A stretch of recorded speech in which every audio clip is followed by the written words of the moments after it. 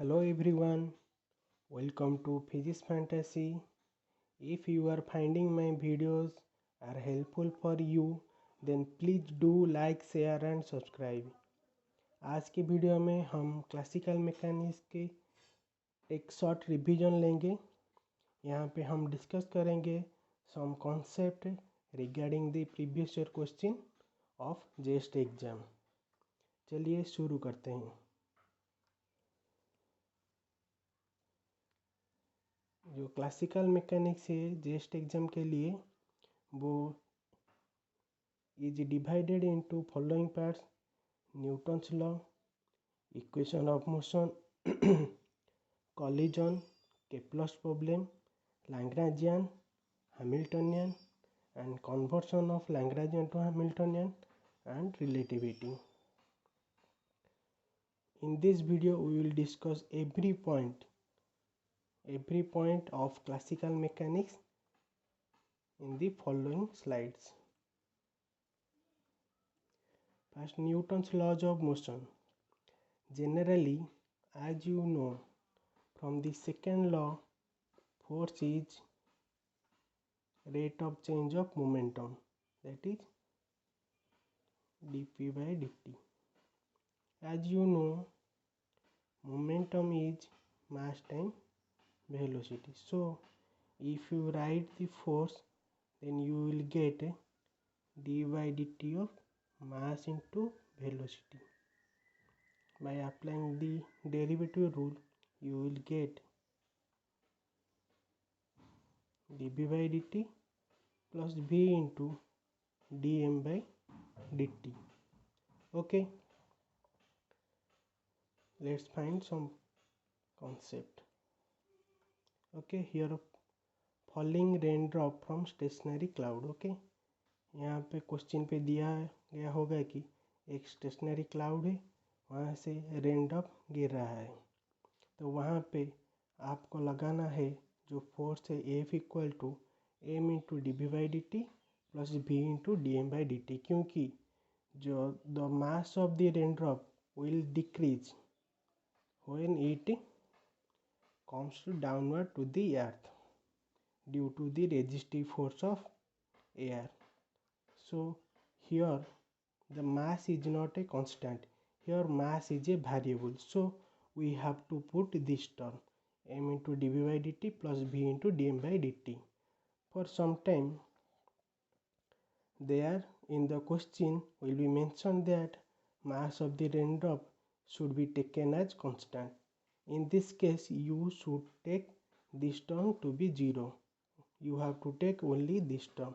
Okay, another one, balloon rising due to buoyancy. Okay, buoyancy क्या होता है? Is a upward force. When a balloon is rising, then there acts a force in upward direction, is called force of buoyancy, and always a downward force, that is called force due to gravity. Okay, there you have to put this type of formula. And another one which is a very important one, that is resistive force. In the previous question of JEST exam, many times comes the problems of resistive force. You have to generally ask that some object is falling in the air medium with a resistive force of kv square. There you only have to put that m into dv by dt or equal to m into d square x by dt square equal to kv square, or sometimes you have to write in minus kv square depending on the demand of the question. Okay, here also some problems may be asked on equation of motion, generally from the second one, v square equal to u square plus 2as, where v square is the final velocity,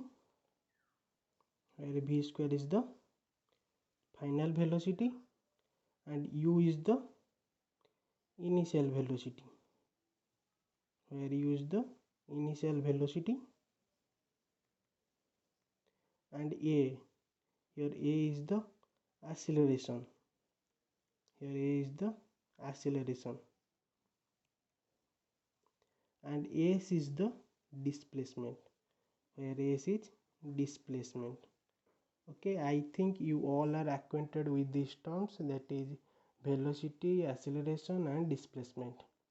Okay, where you will find this type of equation to be used?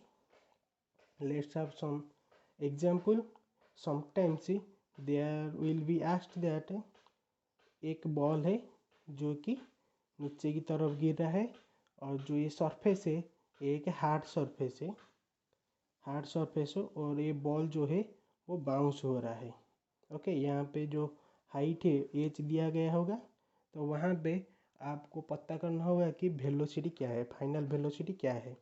Okay, यहाँ पे rest है, एक ball गिरा होगा surface के ऊपर H height से, तो आपको फाइंड करना है कि उसका फाइनल वेलोसिटी क्या है।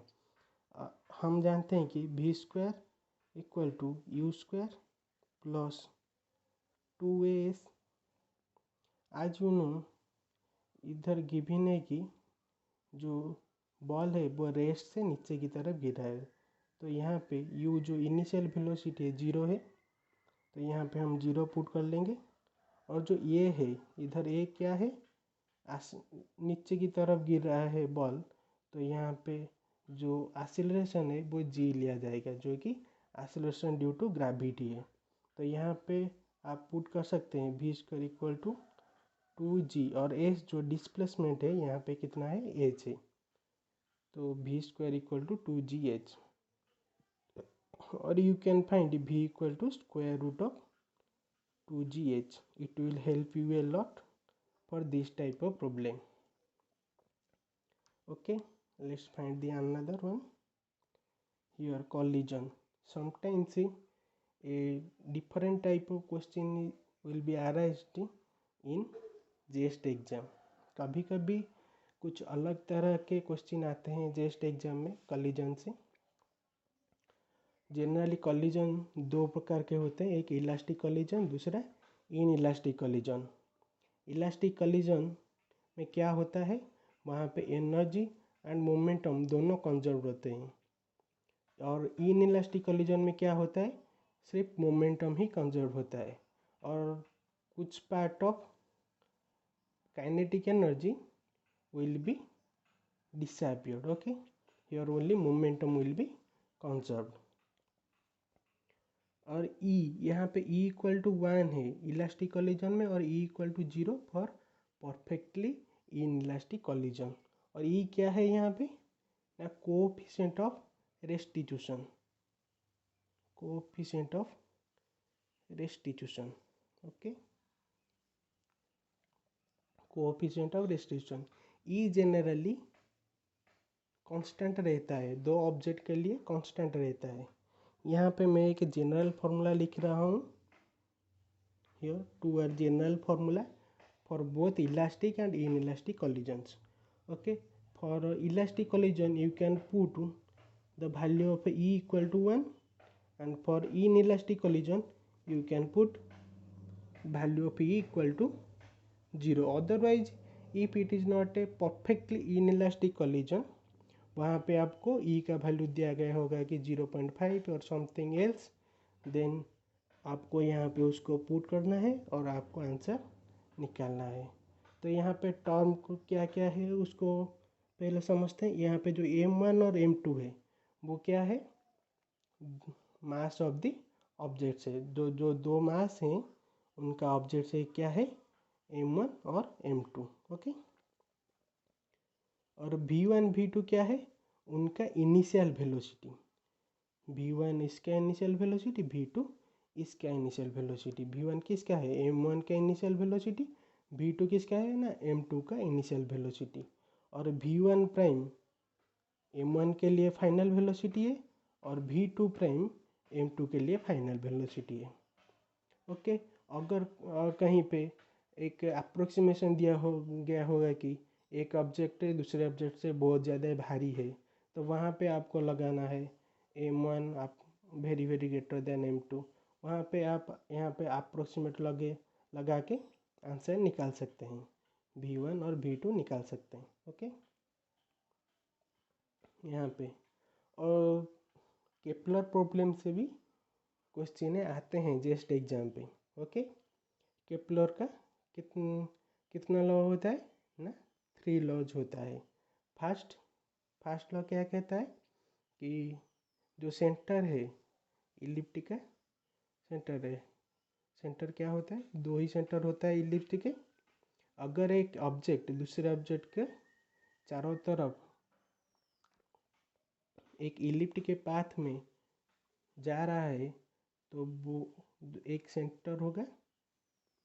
Look like our solar system, if sun is one of the foci then earth would be moving like this। Okay, sun should be at one of the foci। Okay, यहाँ पे सन रह सकता है और यहाँ पे रह सकता है। और दूसरा जो लॉ था वो क्या था कि areal velocity will be constant. Areal velocity क्या है, the rate of change of area. Okay, rate of change of area. Okay, ये जो एरिया होता है वो टाइम के अनुपात में कितना चेंज होता है वो हमेशा कांस्टेंट रहता है। ओके, और वो किसके साथ इक्वल होता है, L/2m। यहाँ पे L क्या है ना, एंगुलर मोमेंटम। क्या है, एंगुलर मोमेंटम। और म्यू क्या है, इसका रिड्यूस्ड मास होता है। रिड्यूस्ड मास किसका, सेंटर पे जो ऑब्जेक्ट है और दूसरा जो ऑर्बिट में है का उनका रिड्यूस्ड मास होता है mu. So dA/dt equal to L/2 mu. This will help you a lot to solve some problems. Okay, यहाँ पे अनदर प्रॉब्लम दिया गया है टी क्या है, यहाँ पे टाइम पीरियड है। ओके, टी यहाँ पे क्या है ना, टाइम पीरियड है। और जो ए है वो इलिप्टिक ऑर्बिटिक का सेमी मेजर एक्सिस है। Okay, a semi major axis है और ए सेमी माइनर एक्सिस है। इस सेमी मेजर एक्सिस का जो रेडियस है वो ए है और सेमी माइनर एक्सिस का जो लेंथ है वो बी है। यहाँ पे ए सेमी मेजर एक्सिस है। और इफ अगर आपको एक सर्कुलर ऑर्बिट दिया गया होगा तो वहाँ पे आप उसका रेडियस ले सकते हैं, ए के बदले में उसका रेडियस आप ले सकते हैं।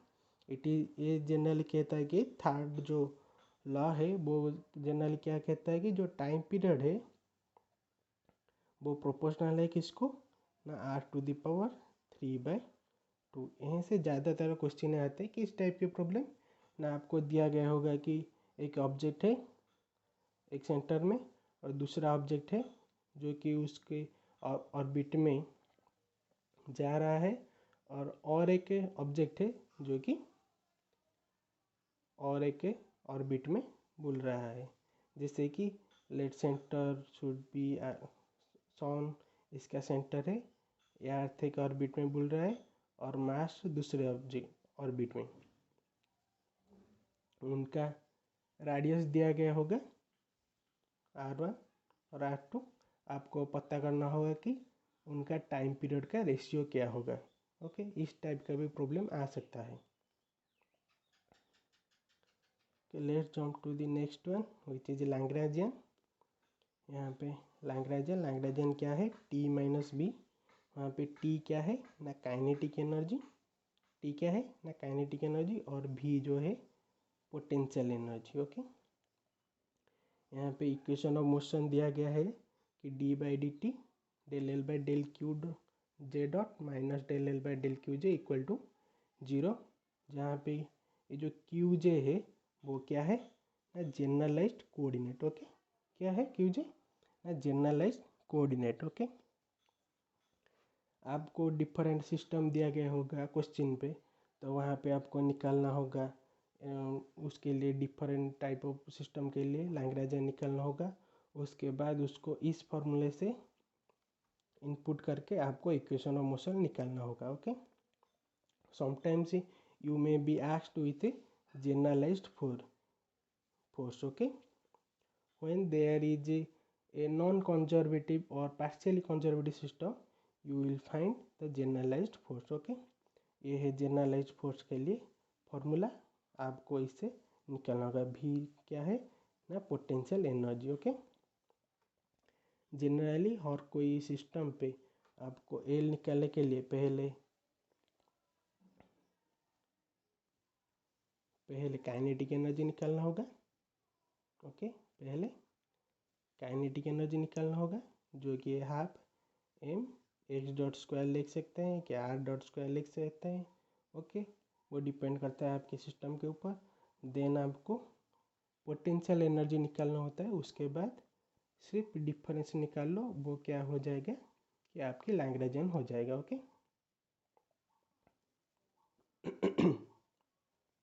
Now comes to the Hamiltonian. Hamiltonian क्या है, sum of potential energy and kinetic energy is equal to T plus V. Okay, यहाँ पे टी क्या है, काइनेटिक एनर्जी, वी है पोटेंशियल एनर्जी। यहाँ पे हैमिल्टनियन का इक्वेशन ऑफ मोशन देख लो, del H by del Q equal to minus P dot del H by del P equal to Q dot. यहाँ पे जो डॉट है वो डेरिवेटिव को इशारा कर रहा है। Okay, minus P dot and Q dot. देखिए यहाँ पे एक इम्पोर्टेंट क्वेश्चन आ सकता है कि ओके, कहाँ पे ये चीज़ और energy is conserved. Okay, when L is independent of time, okay, then H is constant. Okay, how, when L is independent of time, then del L by del T will be equal to 0. That implies del H by del T also equal to 0. Del H by del T also equal to 0. If it is its derivative is 0, then H should be constant. If Hamiltonian is constant, then energy is independent of time or conserved. Okay, आपको question पे पूछा गया होगा कि कब energy conserve होगा या independent of time होगा। ऑप्शन में डिफरेंट ऑप्शन दिए गए होंगे, उनमें से एक होगा कि Lagrangian is explicitly independent of time, which will be your correct answer. Okay, यहाँ पे हम सीखेंगे कैसे लैग्रेंजियन टू हैमिल्टनियन कन्वर्ट करेंगे और हैमिल्टनियन से लैग्रेंजियन। ओके,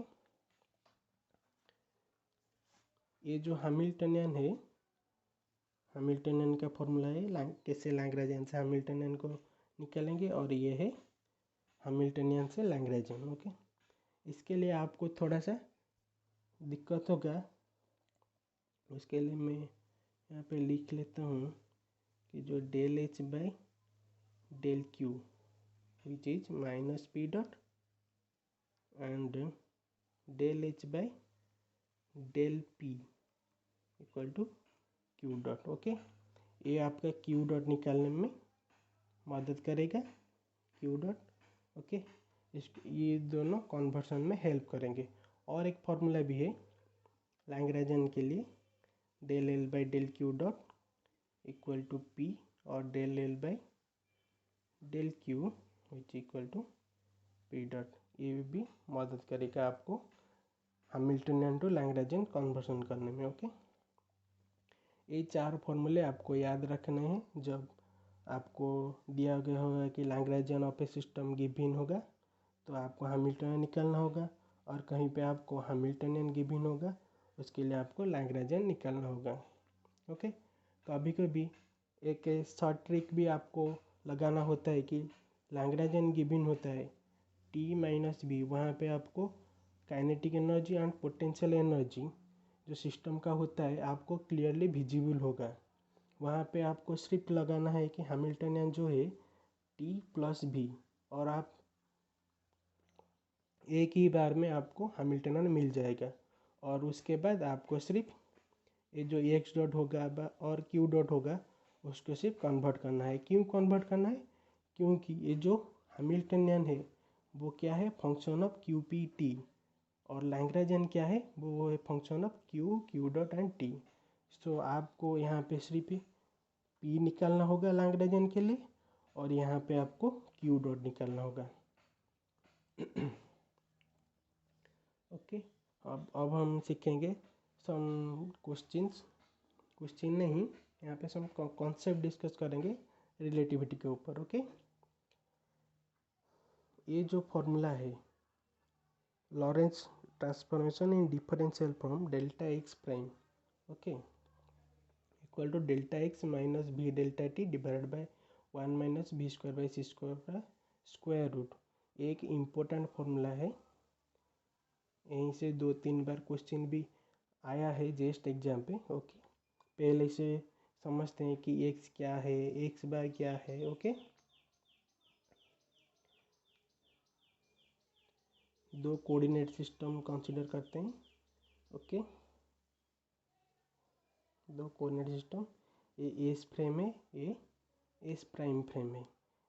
यहाँ पे एक ऑब्जेक्ट है और पॉइंट है, आप जो भी मान सकते हैं। इसका जो कोऑर्डिनेट है एस प्राइम फ्रेम में, ये क्या है, X prime, Y prime and Z prime. और एस फ्रेम के हिसाब से इसका कोऑर्डिनेट क्या है, एक्स, वाई एंड जेड। ये जो एस फ्रेम है ये क्या है ना, रेस्ट फ्रेम है। क्या है ना, रेस्ट फ्रेम है। और एस प्राइम क्या है ना, मूविंग फ्रेम है। किस तरह के मूविंग फ्रेम है, इनर्शियली मूविंग फ्रेम है। यानी कि ये जो एस प्राइम है, एस से एक कांस्टेंट वेलोसिटी से मूव कर रहा है, और उस वेलोसिटी क्या है ना, भी है। ओके, यहाँ पे भी क्या है, constant velocity of S prime frame with respect to S. And जो एक्स प्राइम है वो क्या है ना, coordinate of X, coordinate of the object with respect to the S prime frame. Okay, आपको समझ आ गया होगा। ओके, यहाँ पे टाइम डायलेशन से भी क्वेश्चन आते हैं। टाइम डायलेशन से, slowing down of a clock as determined by observer who is in relative motion with respect to that clock. Okay, if we अगर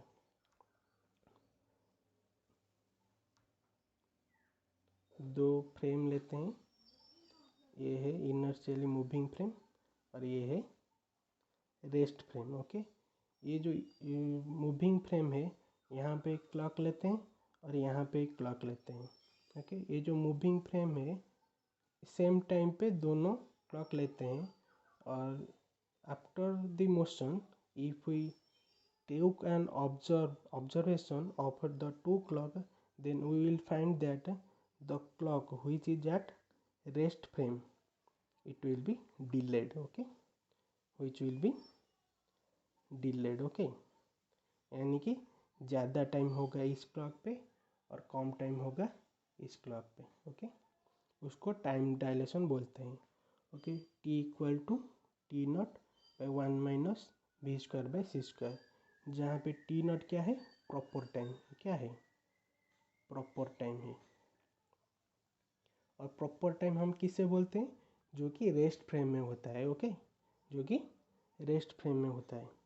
और टी क्या है, जो कि मूविंग फ्रेम का टाइम है, जो वो है टी। ओके, और रिलेटिविटी इन मास, रिलेटिविटी इन मास क्या है, अगर हम एक बॉडी जो कि उसका मास है एम, अगर लाइट के कंपेरेबल वेलोसिटी मूव करेगा तो उसका मास क्या करेगा कि इंक्रीज करेगा, और इन्फानाइट हो जाएगा कहाँ पे, v इक्वल टू सी पे। अगर वो लाइट के वेलोसिटी के बराबर हो जाएगा तो वहाँ पे जो मास है वो इन्फिनिटी को टेंड करेगा। ओके, उसका मास इन्फिनिटी हो जाएगा। एक ग्राफ है जो कि एग्जाम में आ सकता है। Okay, look at that graph, v यहाँ पे m। Okay, this is the c। जब v c के बराबर होगा तो मास क्या होगा, इन्फिनिटी की तरफ टेंड करेगा। Okay, this is a general graph में be asked in your JEST exam. Okay, length contraction क्या है, moving object length is measured to be shorter than the proper length. Okay, ये जो टू फ्रेम है। Okay, ये rest frame है। Rest frame को generally observer frame भी बोलते हैं। और ये एस प्राइम फ्रेम है। ओके, यहीं पे एक latest take a rod. Okay, एक रॉड लेते हैं जो कि v वेलोसिटी से मूव कर रहा है।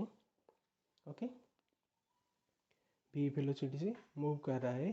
तो जब मूव कर रहा होगा तो उसका लेंथ अगर हम मेजर करेंगे वो क्या आएगा कि छोटा आएगा, comparable with if we measure with the rest frame. Okay, अगर हम रेस्ट फ्रेम के हिसाब से, अब जब रॉड जो रेस्ट फ्रेम में होगा यानी कि रेस्ट में होगा उसका लेंथ क्या होगा, एल नॉट, और जब वो मोशन में होगा उसका लेंथ एल होगा। ओके, तो क्या होगा, जब मोशन में होगा तो वो उसका ओरिजिनल लेंथ से थोड़ा छोटा आएगा। Okay, where L equal to L naught 1-v²/c²।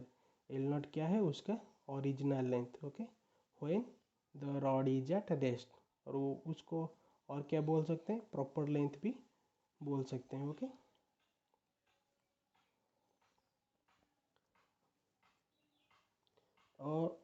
और भी क्वेश्चन आते हैं यहाँ से, किस तरह के,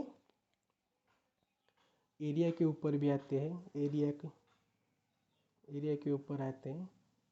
अगर एक स्क्वायर है जो कि v वेलोसिटी से मूव कर रहा है, एक स्क्वायर है जो कि v वेलोसिटी से मूव कर रहा है, तो उसका चेंज इन एरिया क्या होगा, यानी कि कंट्रैक्शन इन एरिया क्या होगा। इसका एरिया ए है, ए नॉट। ओके, उसका कंट्रैक्शन इन एरिया क्या होगा, simple A naught 1-v²/c²। Okay, if it is given as a cube. Okay, अगर आपको एक क्यूब दिया गया होगा और उसका वॉल्यूम v है और वो u वेलोसिटी से मूव कर रहा है, तो उसका वॉल्यूम क्या होगा, v equal to, let us take it as v naught 1-u²/c²। Okay, now अब आप जब भी इससे कोई रिलेटेड प्रॉब्लम आएगा तो आप इसे कर सकते हैं। ओके, ये एक वेलोसिटी एडिशन प्रॉब्लम है। v prime equal to v minus u 1-vu/c²। Okay, यहाँ पे आप देख सकते हैं कि मैं यहाँ पे दो फॉर्मूले लिखा हुआ हूँ, जहाँ पे एक v प्राइम निकालने की और दूसरा v निकालने के लिए। ओके, यहाँ पे v क्या है और v प्राइम क्या है, u क्या है, आपको समझने के लिए आप इसे देख सकते हैं कि ओके, ये एस फ्रेम है, ये एस प्राइम फ्रेम है, इनर्शियली मूविंग है, ये रेस्ट में है। ओके, यहाँ पे एक जो ऑब्जेक्ट है वो क्या कर रहा है, मूव कर रहा है, किस वेलोसिटी से, v u वेलोसिटी से। Let us take it as u। Okay, let us take it as u। Okay, let us take it as u। और जो एस प्राइम फ्रेम है जो कि इनर्शियल मोशन में है, एस फ्रेम के हिसाब से वो किस वेलोसिटी मूव कर रहा है, v वेलोसिटी से। ओके, ये जो v वेलोसिटी नहीं, u लेते हैं इसको। Okay, we have some confusion, let's erase all. Okay, we took two reference frame, one is s, another is s prime। s prime जो कि है s के हिसाब से एक इनर्शियल मोशन में है, यानी कि कांस्टेंट वेलोसिटी मोशन में, और जो s है वो क्या है, रेस्ट फ्रेम में है। ओके, और यहाँ पे जो ऑब्जेक्ट है, ओके, यहाँ पे एक ऑब्जेक्ट है जो कि मूव कर रहा है। ओके, जो कि मूव कर रहा है। यहाँ पे जो एस प्राइम फ्रेम है वो क्या कर रहा है, एस के हिसाब से यू वेलोसिटी से मूव कर रहा है। ओके, और ये जो ऑब्जेक्ट है वो एस के हिसाब से वी वेलोसिटी से मूव कर रहा है, और एस प्राइम के हिसाब से वी प्राइम वेलोसिटी से मूव कर रहा है। ओके, आपको यहाँ पे पता चल गया होगा कि वी प्राइम क्या है, वी क्या है और यू क्या है। ओके, और आप तो जानते हैं कि सी क्या है ना, वेलोसिटी ऑफ लाइट है। Okay, velocity of light. Now this will be simple. Okay, v prime यहाँ पे क्या है ना, velocity of the object with respect to the S prime frame, and v क्या है, velocity of the object with respect to the rest frame, और ये है with respect to moving frame. Okay, ये मूविंग फ्रेम के हिसाब से, ये रेस्ट फ्रेम के हिसाब से है. और u क्या है, u है मोशन ऑफ और वेलोसिटी ऑफ, क्या है, velocity of moving frame with respect to rest frame. Okay, यहीं से ज़्यादातर क्वेश्चन आते हैं. सो प्लीज़ यहीं से प्रॉब्लम अच्छे से सॉल्व करके जाए और इसे फोड़ डालिए. ओके, थैंक यू और best of luck for your JEST exam. Good luck, wish you all the best. Thank you.